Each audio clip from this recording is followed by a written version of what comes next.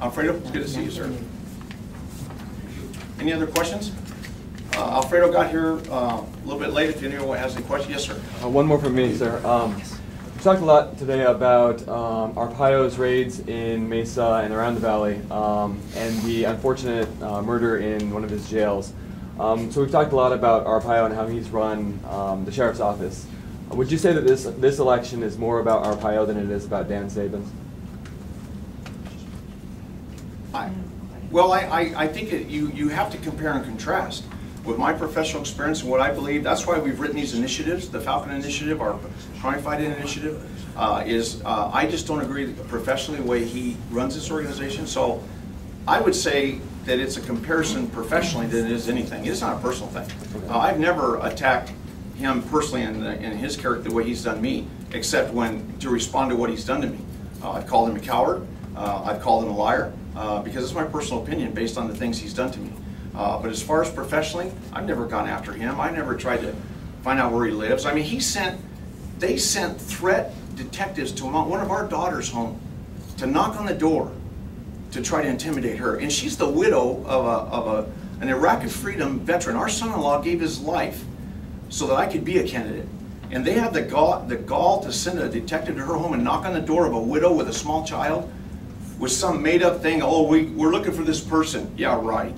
Driving a black SUV with grill lights. Are you kidding? Of course, they'll never admit it. There's no record of it, just like the racial profiling.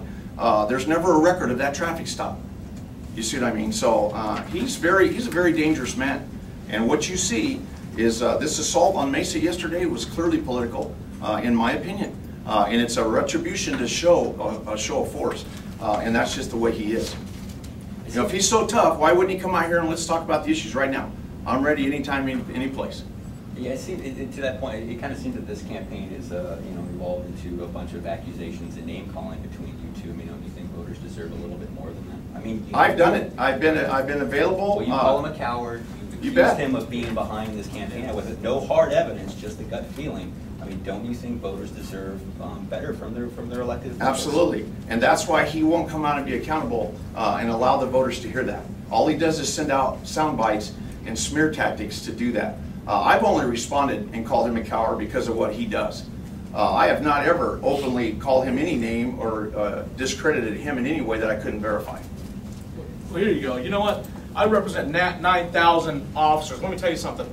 We're challenging Joe Arpaio right now, 9,000 voters, okay, to do a one-on-one with Dan Saban. There you go. Excuse me, I am a voter, okay? I am a voter. I'm a lifetime Republican who's crossed the line because I have a conscience. I'm a career law enforcement officer. I can't take this anymore. I'm a voter. I was approached 2 months ago by a family whose daughter was murdered in a county island on May the 1st of this year. An African-American 21-year-old girl was murdered brutally by persons unknown on May 1st of this year. No work has been done on that investigation by this sheriff's office more than 24 hours after she was murdered. But he has 15, 20, 30 resources. Instead of working on that murder, they're jumping out of the bushes at a public building to grab a janitor. That doesn't have anything to do with name calling. I'm not running for sheriff.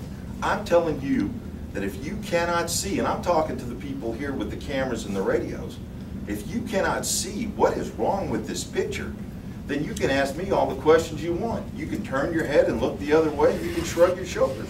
Ladies and gentlemen, when people are willing to come to me and take a second mortgage on their home and hire me as a private consultant to answer who killed our daughter, and then they can watch television where all these resources that won't find that out for them are doing the things that they're doing, this is what I say to you about illegal immigration.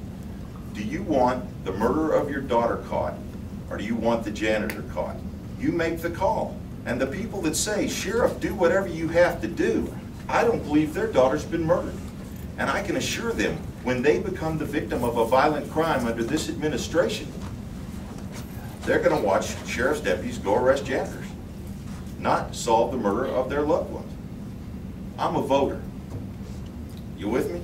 Thanks, Joe. I'm with you. Okay. Alfredo, do you want to make some comments at all?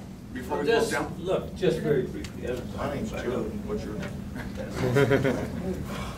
My name is Alfredo Gutierrez. I'm a former state senator, Senate Majority Leader. I do a daily radio show in Spanish on Radio Campesina. Look, the reason I'm here is because of this sort of pattern of abuse that goes on under Sheriff Arpaio and that has gone on now in an escalating fashion for a number of years. And I think last night's or night before's raid, if one can call it that, is perhaps the most exaggerated form of intimidation we've ever seen. There were innumerable officers, I think we've all seen the security tapes on television, that surrounded a public building. They surrounded a public building in Mesa, as if though the public building was going to attack them.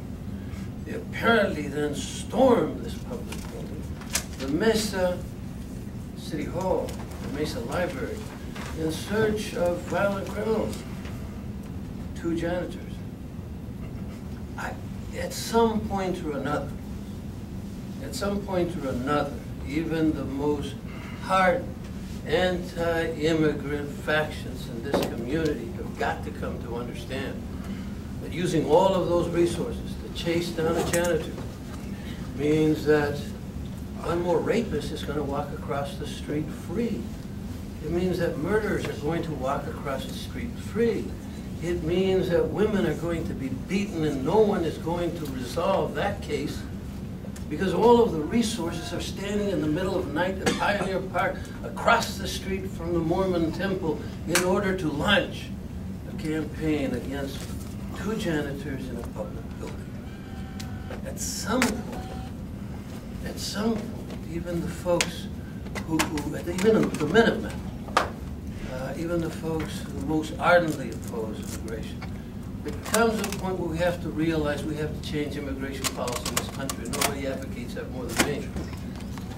There is one thing to advocate the change in policy, and we hope to effectuate a change in policy, and another one to waste in this negligent and horrible fashion the public resources of this county as he is doing. Thank you. Thanks. Okay. Thank you very much. We appreciate your time. And these folks are available if anybody else wants to talk to them. Now, Miss Donna.